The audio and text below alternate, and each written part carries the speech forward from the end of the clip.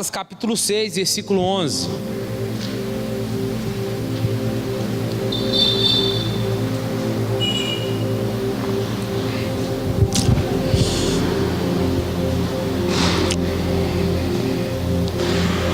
Vamos ver alguns conselhos finais de Paulo aqui. Quem encontrou? Olha lá. Vede com grandes letras, vos escrevo do meu próprio punho, todos os que querem mostrar boa aparência na carne, esses vos obrigo a circuncidar-vos, somente para não serem perseguidos por causa da cruz de Cristo. Nem mesmo aqueles que circundam guardam a lei, mas querem que vos circuncideis, para se gloriarem na carne. Mas longe esteja de mim gloriar-me, a não ser na cruz do nosso Senhor Jesus Cristo, pela qual o mundo está crucificado para mim e eu para o mundo. Em Cristo Jesus, nem a circuncisão, nem a incircuncisão tem valor algum, mas sim o ser uma nova criatura. E a todos os que andarem conforme esta regra, paz e misericórdia seja sobre eles, sobre o Israel de Deus. Finalmente, ninguém me inquiete, pois trago no meu corpo as marcas de Jesus. A graça de nosso Senhor Jesus Cristo seja, irmãos, com o vosso espírito. Amém. Amém? Deixa sua Bíblia aberta aí.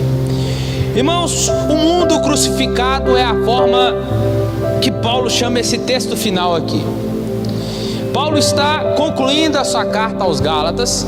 Acredito que nós aprendemos muito aqui.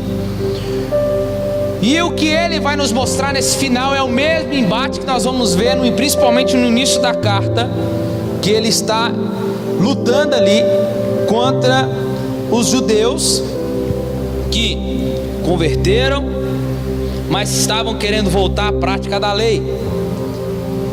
E Paulo está nos mostrando que esse embate ainda continua.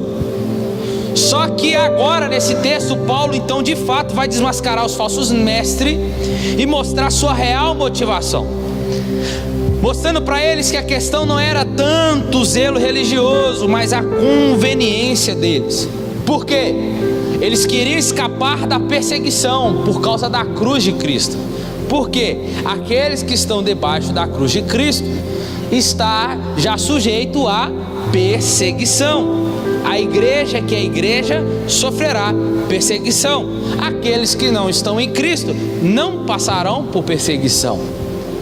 Então, a igreja, para ser igreja, ela precisa ser perseguida. Então eles sabem disso, então eles querem sair debaixo da cruz de Cristo para não sofrer a perseguição. Então Paulo vai fazer um contraste entre a falsa e a verdadeira religião, entre os falsos ministros e os ministros verdadeiros. Ele já havia deixado claro que era necessário escolher entre a escravidão e a liberdade, no capítulo 5 que nós vimos, entre a carne e o espírito, que também vimos aqui, e entre o viver para si mesmo e viver para os outros, conforme o Daniel pregou na semana passada aqui. Agora ele vai apresentar um quarto contraste, que é o quê? Que é o que nós vamos ver aqui nessa noite, que é viver em função do louvor dos homens e viver para a glória de Deus. Paulo está então finalizando essa carta aqui de forma bem rápida das outras cartas que ele enviou: 1 Coríntios, 2 Coríntios, 1 e 2 Timóteo, Tito, Filemon, 1 e 2 Tessalonicenses, Colossenses, Filipenses. Ele vai divergir dessa vez. Nas outras cartas ele sempre está mandando assim: eu mando um abraço para tal pessoa, eu mando um abraço, eu mando uma saudação, eu mando um ósculo santo. Mas nessa aqui não. Essa aqui ele não está mandando nem um abraço para ciclano nem para fulano, porque nem ele mesmo estava querendo alongar esse final, pelo fato dele ter sido tão enfático em toda a carta. Paulo parece estar bravo nessa carta, né? Quando a gente inicia o capítulo 1, a gente vê que Paulo, ele inicia de forma tão diferente, porque quando ele vai iniciar nas outras cartas, ele começa: que a paz do nosso Senhor Jesus esteja com vocês, saúde o irmão tal, saúde o irmão fulano, saúde a igreja que está em tal lugar. Mas em Gálatas não, Gálatas já entra com os dois pés no peito. dos Gálatas, pelo fato deles estavam querendo largar a obra da graça, aquilo que Cristo fez, para poder voltar para as práticas da lei novamente. Então, Paulo ele quer ser enfático também no final. E não sabemos que se deu o resultado dessa carta. Como que essa carta chegou lá? Se eles foram bem receptivos a essa carta, se eles pegaram aquela carta e falaram: rapaz, olha o que a gente estava fazendo, misericórdia, né? Vamos mudar, Paulo está aqui abrindo nossos olhos. Não, a gente não sabe como que essa carta chegou para eles, se foi de bom grado, se eles pegaram essa carta, amassou e jogou longe. Não sabemos, porque nada voltou de lá. Porque quando a gente vai para Tessalonicenses, a gente vê Paulo não podia ir para lá, Paulo manda Timóteo. Aí Timóteo, quando volta contando, Timóteo sai contando, volta contando para Paulo, fala assim: Paulo, o povo está uma bênção, a igreja está crescendo, Paulo. Então Timóteo volta trazendo um relatório para Paulo. Mas na carta aos Gálatas não é dessa forma. Então, para nós entendermos algo aqui, é que nunca devemos fazer as coisas pensando no retorno. De fato, Paulo envia a carta sem pensar no retorno. Paulo é para nos ensinar que nunca devemos fazer as coisas pensando no retorno, esperando algo, mas sempre buscando fazer algo porque é certo. Paulo viu que era preciso corrigir, Paulo envia a carta para correção. Agora, se vai corrigir, Paulo vai dizer aos romanos: eles agora se tornaram indesculpáveis, não são mais ignorantes na fé. Então Paulo sabia que aquilo que ele escreveu, que o que ele escreveu poderia causar um rompimento entre ele e os Gálatas, mediante tudo aquilo que ele tinha escrevido. Ele não poderia, Paulo está dizendo, está nos ensinando que ele não poderia aliviar a mensagem, tipo: vou pegar mais leve para não perder a igreja lá, vou pegar mais leve na mensagem, vou enfraquecer a verdade para manter um relacionamento legal entre eu e a igreja. A gente não vê Paulo fazendo isso, diferente das igrejas de hoje, né? Diferente dos pastores de hoje, que pega muito leve na mensagem, que vou amaciar aqui para não perder tal fulano, vou separar certos tipos de mensagens aqui para pregar, outras eu não vou pregar para não perder fulano, para não perder ciclano. Não é? Hoje nós vemos isso. E aí Paulo não quer nem saber se vai perder o relacionamento dele ou não. Ele está disposto a pregar de fato a verdade, que é certo, sem esperar seja um retorno bom como elogio, ou seja uma crítica que não fosse construtiva. Mas essa carta para nós é um tesouro, meus irmãos, que ficou como uma herança para todos nós. De fato, essa carta, talvez nós não sabemos o que aconteceu com a igreja de Gálatas, mas se ela está fechada no cano sagrado, é porque ela ainda fala aos dias de hoje aos nossos corações. Ela é muito atual do que nós pensamos, e nós hoje estamos colhendo o fruto dessa carta que foi escrita há anos atrás. E o resultado, sem dúvida, foi um fruto maravilhoso. Então vamos lá para a exposição do texto. Paulo inicia dizendo: vede com grandes letras vos escrevi do meu próprio punho. Olha que interessante isso aqui. Paulo, ele estava dizendo: olha o tamanho da letra que eu fiz para vocês lerem. Paulo está dizendo: eu escrevi com a minha própria mão. Por que ele destaca isso aos Gálatas? Paulo não tinha dificuldade com as palavras, a gente vê muito bem, é um cara muito eloquente. Mas a dificuldade dele, provavelmente, não podemos afirmar, era o problema de visão. Ao que tudo indica, era provável que ele estava perdendo a visão. Então sempre ele tinha um teófilo, ou podemos dizer um escriba, para escrever o que ele ditava, de confiança. Paulo que está dizendo para nós é que mesmo diante dessa minha enfermidade, ele está dizendo: olha como eu estou dando tanta importância a essa situação que está acontecendo com vocês, que eu dispensei o meu escriba para relatar o final dessa carta para vocês. Se vocês for ler Romanos, não foi Paulo que escreveu Romanos. Quem escreveu Romanos, eu até mostrei os meninos lá, foi Tércio. Acho que é o Romanos capítulo 14, você lembra que eu mostrei para você? Não lembro se foi Romanos capítulo 14 ou 15 que eu está lá. Eu, Tércio, escrevi essa carta. Mas quem citou? Paulo. Porque provavelmente Paulo tinha esse problema de visão. provavelmente poderia ser uma catarata, estava perdendo as suas vistas ao pouco. Mas o que ele está dizendo aqui, ele está dizendo assim, ó, deixa eu falar para vocês uma coisa.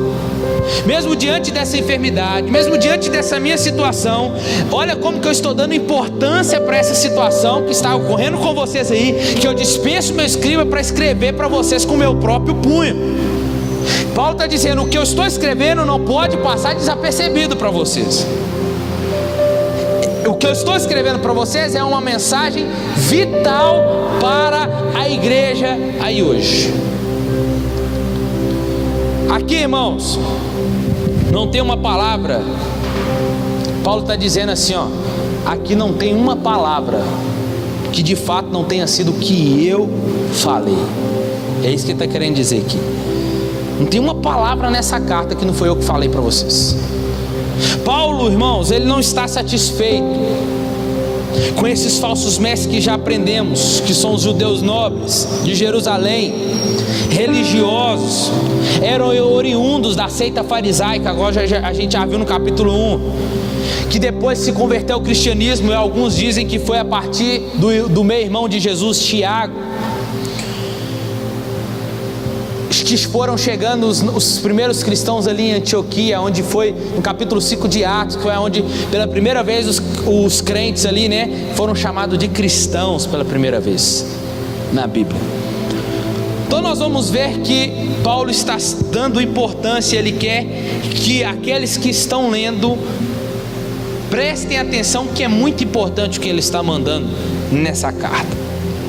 E aí o versículo 12: todos os que querem mostrar boa aparência na carne, esses vos obrigam a circuncidar-vos, somente para não serem perseguidos por causa da cruz de Cristo. O que está acontecendo? Os judeus, que a gente já disse, esses judeus ortodoxos, estão tentando fazer estes que converteram voltar para a prática da lei. Aí Paulo está dizendo para essa igreja, gente, presta atenção, esses que querem mostrar boa aparência na carne, esses fariseus, esses querem obrigar vocês a circuncidar somente para não serem perseguidos por causa da cruz de Cristo. O que é isso?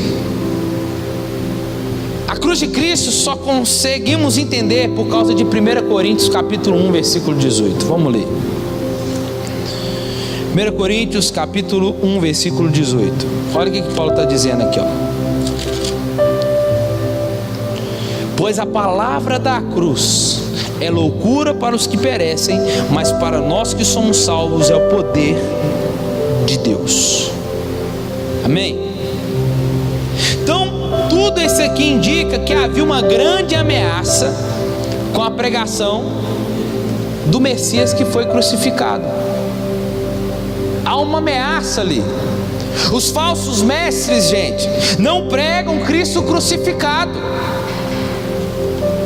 Hoje em dia, a mesma forma, não pregam mais sobre a teologia da cruz, mas pregam a teologia do ego, a teologia daquilo que você faz ou deixa de fazer. É a mesma coisa, nada mudou. Não pregam mais o Cristo que foi crucificado. A mensagem do Evangelho é essa: Cristo crucificado. Por quê? Porque essa pregação, assim como hoje, lá naquela época, não era aceitável para os judeus.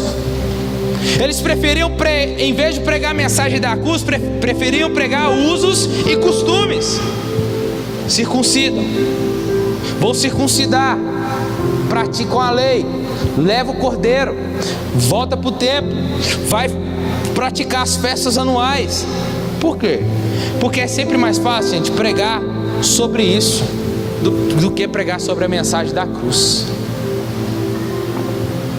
É muito mais fácil colocar um conjunto de regras na vida do fiel, do irmão e da irmã, para ele não sair, como a gente já viu em vários lugares. Se você sair daqui, você está saindo debaixo de maldição. Alguns pastores fazem questão de fazer isso, coloca a coleira no crente, né? Tem gente que eu conheço, irmãos, que não dá dó, de irmãs que o pastor virou para ela e falou assim: se você sair daqui, você está debaixo de maldição e nada mais na sua vida vai dar certo. Um pastor que eu falei no capítulo 5 aquela vez, né? Feiticeiro, literalmente, né? e aprisiona a pessoa se sente aprisionada, gente, com medo, porque usa o costume para prender a pessoa, para não fazer a pessoa sair mais. Se ela sair, ela sabe que tudo na vida dela pode dar errado. Ela nunca está servindo a Cristo, ela está servindo ao homem. Porque o pastor sabe, se ele anunciar a mensagem da cruz, aquela pessoa, a primeira coisa que ela vai fazer, ela vai sair daquele lugar. Então geralmente as pessoas se submetem, vão obedecer regras. Irmãos, e se nós chegamos a uma pessoa com uma lista de regras para seguir, nós estamos criando uma identidade ao redor daquele povo. Está gerando identidade nela.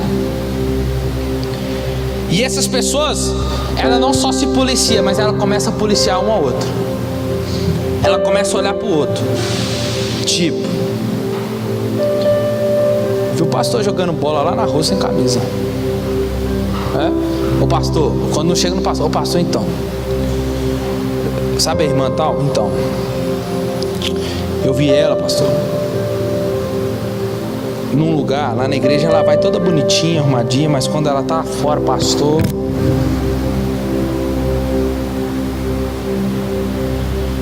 começa assim, porque ela não só se policia, mas ela começa a policiar o outro também, por causa dessas regras. E aí, porque ela está seguindo, ela quer que o outro siga também de forma rígida. Isso acaba colocando acima da mensagem da cruz. Com isso vai se sentindo unidos e superiores às demais, que não seguem aquele padrão. Então a gente tem que tomar cuidado com isso que Paulo está falando. Paulo está falando dos usos e costumes aqui, está falando da circuncisão, ele está falando da prática da lei, que não era mais necessário. Estamos numa nova aliança, a aliança nova é superior à antiga. Paulo está falando disso. Mas a gente traz para os nossos tempos hoje, as igrejas hoje em dia estão assim. Colocam usos e costumes, usam textos isolados para poder praticar, né?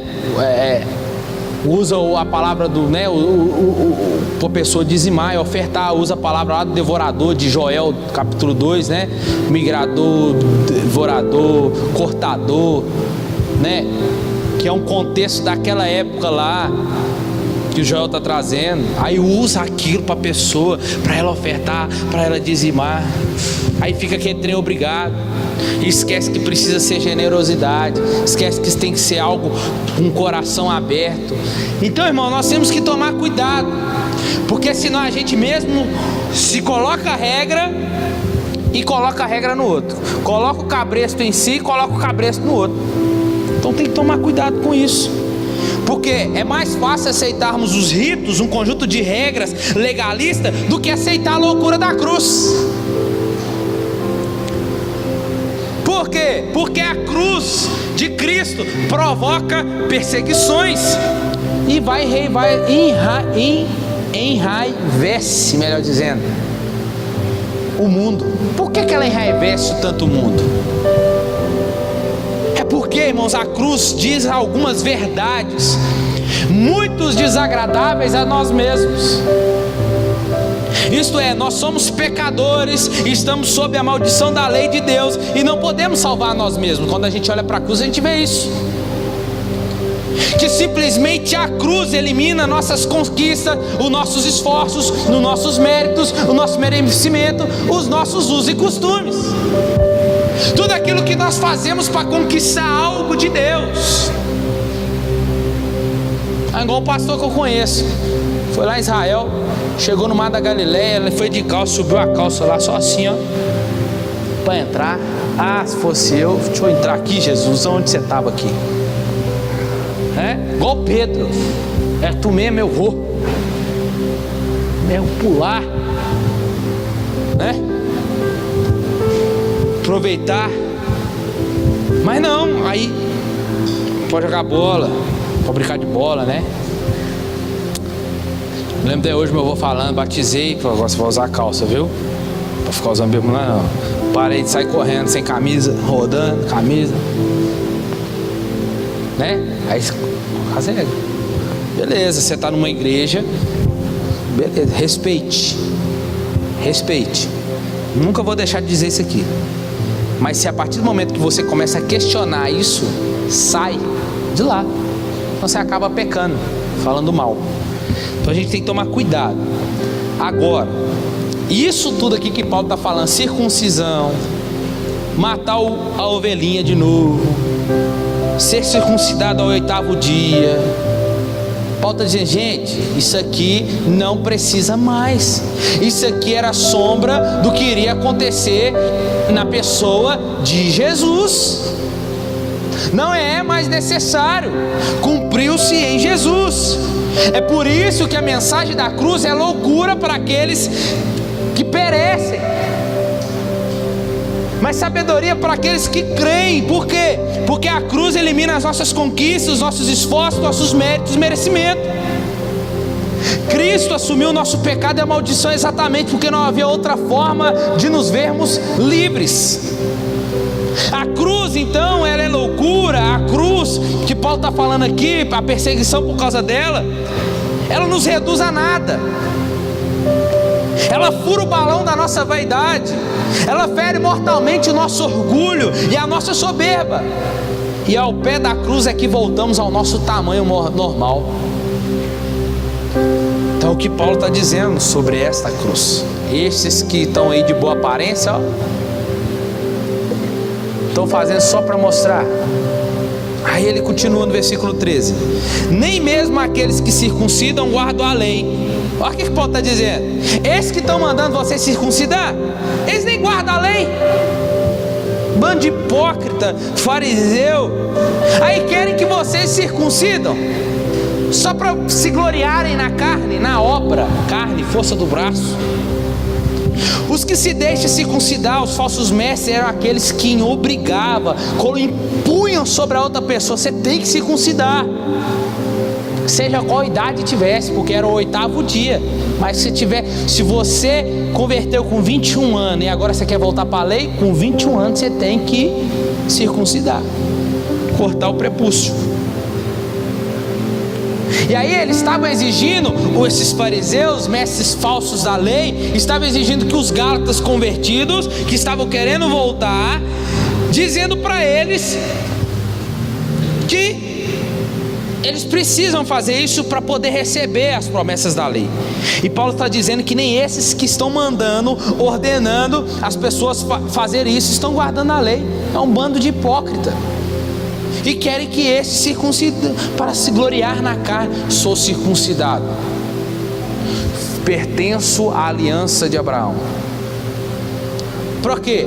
Para obterem uma vantagem carnal, para terem um melhor êxito, para terem mais adepto às outras igrejas da Galácia, para reconhecer que eram autoridades. Mas a visão de Paulo, gente, era que as igrejas vivessem. Paulo é totalmente diferente desses fariseus. Enquanto esses fariseus estavam querendo ser maiores do que as outras igrejas, Paulo está trazendo, dizendo assim: não, eu quero que vocês vivem em comunhão, uma igreja com a outra, trazendo um senso aqui de comunidade. Era o que Paulo queria. Mas os judaizantes queriam colocar eles eles queriam ser sobre eles e queriam colocar aqueles que estavam sob eles, debaixo deles. Aí Paulo continua no versículo 14. Paulo está dizendo: mas eu, longe de mim gloriar-me, a não ser na cruz. Paulo está dizendo: eu não tenho nada em gloriar. Eu me glorio, tem que ser só na cruz do nosso Senhor Jesus Cristo, para a qual o mundo já está crucificado, e eu para o mundo. Olha que interessante isso aqui. Paulo está dizendo: para mim não existe glória a não ser na cruz de Cristo. É quando eu olho para a cruz, e olho para mim, eu falo assim: gente, eu não sou nada, eu não presto para nada. Mas quando eu olho para a cruz, eu me glorio na obra que Cristo fez. Ele disse que os judaizantes querem se vangloriar na carne, ou seja, eles querem reconhecimento dos gálatas, que eles tenham um grande apreço, que eles reconheçam de alguma maneira. Eles querem que aqueles que foram convertidos, olha para eles, rapaz, olha que bênção que eles são. Mas Paulo diz: eu, quanto a mim, não existe glória senão na cruz de Cristo. A única glória que tenho, a única coisa em que me glorio é na cruz. O que? aquilo que era o escândalo para os judeus. Irmãos, até hoje a cruz é o escândalo para os judeus ortodoxos. Aquilo que é escândalo para os judeus, aquilo que é escândalo, que era escândalo para Paulo, hoje Paulo está dizendo, hoje é para mim grande glória. Para aqueles que ainda não conhecem a Cristo, irmão, a cruz é um escândalo, mas para nós é onde nós podemos nos gloriar. Paulo conhecia o propósito da cruz, e esse propósito era mostrar ao mundo o Israel de Deus, formado de judeus e gentios. A cruz de Cristo foi o lugar onde o amor de Deus pelos pecadores refugiu com maior esplendor. A cruz de Cristo foi o palco aonde se manifestou a mais radiante justiça de Deus, irmãos. Mas o grande ápice do ministério de Jesus não foi a ressurreição. O grande ápice do ministério de Jesus foi a cruz. Se nós queremos um ministério bem sucedido, o que nos espera se chama a cruz.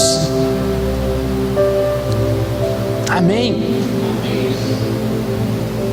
Porque a cruz de Cristo foi onde nossos pecados foram sentenciados. Foi pela cruz que o caminho de volta para Deus se abriu. Foi pela cruz que nós fomos reconciliados com Deus. A cruz é a nossa fonte de vida. E a cruz, Paulo está dizendo que ela é aqui para nós como uma faca de 2 gumes. Que ele fala aqui, ó, que ela tem poder. Paulo está dizendo, pela qual o mundo está crucificado para mim, e eu também estou crucificado para o mundo. Ele está dizendo, a cruz não só cortou, não só matou,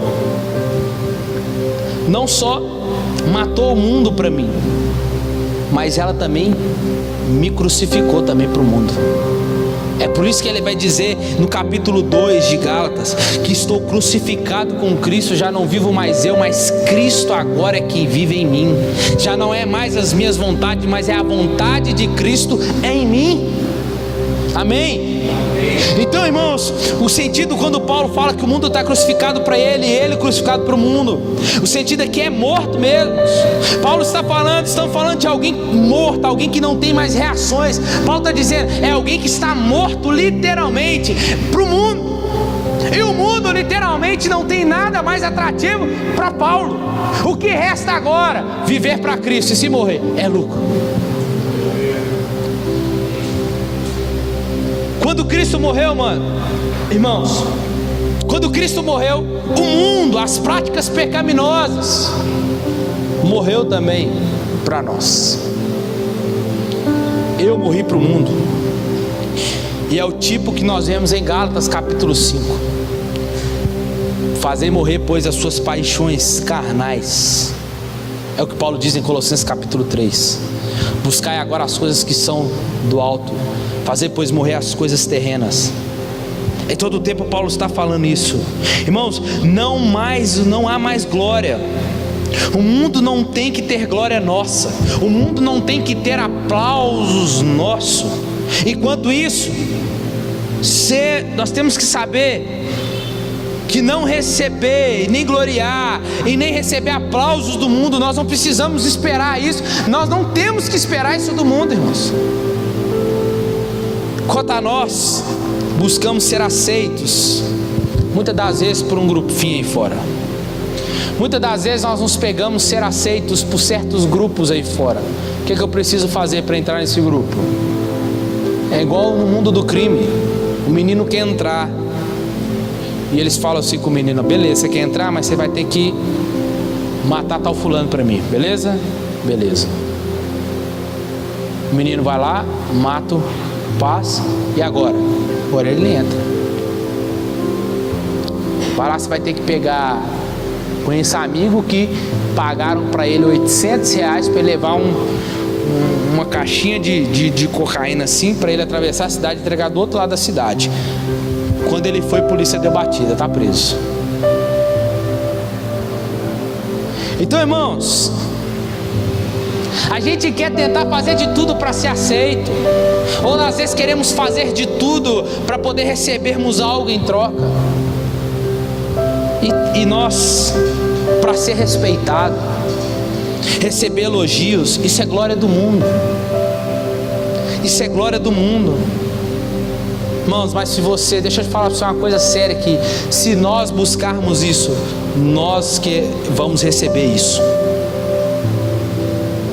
Só que Jesus já falou, se você ganhar a sua vida aqui, você já recebeu o seu galardão. Mas se você perder a sua vida aqui, você já ganhou o seu galardão. Não juntei tesouros na terra, mas juntei tesouros no céu. Mas irmão, se você nasceu de fato de novo, sabe que eu e você já morremos para isso. Vou usar um termo aqui, eu e você estamos estragados para o mundo, amém? Amém? Nós não servimos para nada lá fora mais, amém? Vai tentar fazer uma coisa, não deu certo, é porque não é para fazer, você está estragado para o mundo, você não presta mais para o mundo, amém? Eu e você não fomos crucificados só um pouquinho, nós somos crucificados totalmente na cruz de Cristo. Já estou crucificado com Cristo, amém? 15. Em Cristo Jesus nem a circuncisão nem a incircuncisão tem valor algum, mas sim o ser uma nova criatura. Paulo falou muito em circuncisão, então para os Gálatas não entender errado, quando ele usa o termo circuncisão, Paulo vai dizer que o problema não é a circuncisão. Paulo fala assim, gente, deixa eu falar para vocês uma coisa, eu usei tanto circuncisão para tentar explicar para vocês as coisas, mas Paulo ficou com medo deles entenderem alguma coisa errada. Paulo está dizendo, nem ser circuncidado, nem ser incircuncidado, não tem valor algum, nada significa isso. Então Paulo, então não é bom ser incircunciso? Paulo, não. E se for circunciso? Não tem problema também não. Não tem valor nenhuma nessas duas aí mais. Se você é ou deixa de ser. O ponto chave aqui que Paulo está dizendo desse ritual em si é que essa prática imposta pelos Gálatas era motivada por um desconhecimento da mensagem da graça verdadeira, motivada por uma incompreensão da capacidade de obedecer a Deus. Eles obedeciam a Deus por aquilo que eles faziam. Não, eu preciso fazer porque eu tenho que seguir, é obedecer a Deus. Mas gente, eles esqueceram que Cristo já obedeceu até o fim. Toda a lei se cumpriu na pessoa de Cristo. Então, glórias na carne é o que eles estavam procurando, mas nada mais é do que glórias humanas. Um homem, irmãos, como se o homem tivesse algum mérito, é o que eles estavam querendo procurar. Glória na carne é o homem procurando mérito para si. Então é por isso que Paulo se levanta tão forte contra essa prática. Então Paulo está querendo dizer então que ele não está querendo brigar por causa de uma cirurgia, por causa de uma circuncisãozinha, não. Paulo está falando aqui, o que tem valor agora não é circuncisão nem circuncisão, mas o que tem valor agora é ser nova criatura, é nascer de novo, é nova criação. Aquela ideia que sabemos que tem que nascer de novo. 1 Coríntios ou 2 Coríntios, não falo a memória, 5:17, pois agora aqueles que estão em Cristo, nova criatura é, e as coisas velhas já passaram, e eis que tudo se fez novo. A pregação do Novo Testamento que Jesus gastou tempo em João capítulo 3 com Nicodemos, é necessário vos nascer de novo, mostra então a capacidade total do ser humano. A mensagem do nascer de novo, Paulo está dizendo, é necessário vocês nascer de novo, porque nós somos incapazes de nos salvar por nossos méritos, pelas obras, pelos esforços. A pregação que diz só tem um jeito de ser salvo, você tem que morrer para renascer em Cristo. Esta é a mensagem que Paulo está trazendo. Ser morto é viver uma nova vida. Não tem nada a ver com reencarnação, né? Vou morrer aqui hoje, na próxima vida eu vou nascer num cachorro. Não. Está falando aqui de morrer pela cruz. Está falando aqui de nós morrermos pelo poder da cruz, que nos mata ainda vivos, que acaba com o nosso eu. É isso que Paulo está dizendo. E renascer da cruz para os céus. Por isso ele diz em 2 Coríntios 5:17, quem nasceu em Cristo é nova criatura. Amém? Estamos terminando.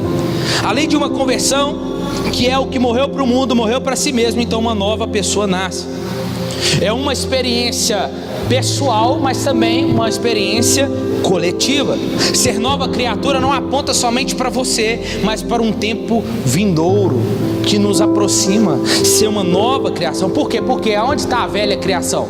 Lá no Jardim do Éden, quando Ele nos criou, lembra do nosso pai Adão? Ele criou aquela lá é a antiga criação, é a velha criação que se tornou maldita por causa da queda. Então ser criatura, ser nova criatura equivale que nós somos já. Olha isso aqui, irmãos, o que Paulo está querendo dizer? Ser nova criatura não aponta só para o tempo presente, mas já aponta para um tempo vindouro, de um lugar que nós não vamos ser, nós já somos cidadãos desse lugar.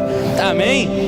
Quando nascemos de novo, recebemos uma nova certidão de nascimento, escrito cidadão do céu. Filipenses 3:20, Paulo vai dizer assim, pois a nossa pátria está nos céus, de onde também aguardamos o Salvador, nosso Senhor Jesus Cristo. É por isso que nós, irmãos, não temos que viver apegado nesse mundo, porque nós não somos daqui, nós somos peregrinos, nós somos forasteiros, nós somos da família de Deus, nós estamos aqui de passagem, nós estamos aqui por enquanto, já que a pouco passa, nós somos estrangeiros aqui, irmão. Quem nasceu no Brasil aqui? Todo mundo. Ei, você é estrangeiro aqui no Brasil, irmão. Nós estamos em terra diferente, nós somos estrangeiros aqui no Brasil. É o que Paulo está falando. Paulo está falando, é isso que vale. Larga essas práticas aí, já passou, já se cumpriu em Cristo. Vocês são nova criatura, você já nasceu de novo, já tem um lugar te esperando. Você é cidadão não dessa terra, mas dos céus. Tem alguém aqui? E aí, e a todos que andarem conforme esta regra, paz e misericórdia. E a todos que andar esse padrão tem que sustentar, vai ser paz sobre eles. Israel de Deus aqui não é a nação de Israel, não é o judaísmo, mas quando fala Israel de Deus aqui, é o verdadeiro povo de Deus. Ele não fala daquela nação que apostatou, que abandonou Cristo, que rejeitou Cristo. Ela pode ser salva. Romanos capítulo 11 vai dizer que há uma esperança ainda para o povo de Israel, se eles se arrependerem. A igreja, aqui Paulo dizendo aqui que a igreja é o Israel de Deus. A igreja do Antigo e do Novo Testamento é um povo só, amém? A igreja é um povo só.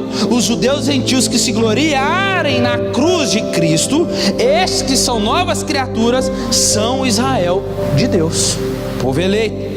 Israel de Deus não ocorre em outra parte do Novo Testamento. O contexto aqui sempre vai favorecer a interpretação de que Paulo está falando sobre a totalidade da igreja, formada tanto por judeus quanto por gentios. E aí Paulo vai terminando dizendo: finalmente ninguém me inquiete, pois eu carrego em mim as marcas de Cristo. Ou seja, Paulo está dizendo, além disso, o que já disse a vocês, que ninguém me cause mais ferimentos. E aqui ferimentos referidas, podemos dizer feridas no físico mesmo. Lembrando que a circuncisão é um ferimento físico.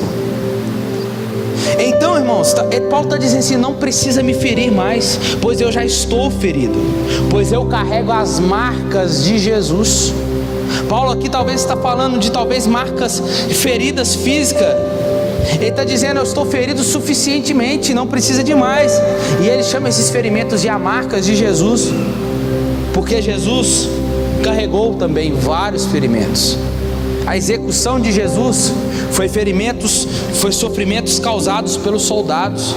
Ele sofreu uma carga, ferimentos antes de ser crucificado. E é isso que Paulo está dizendo.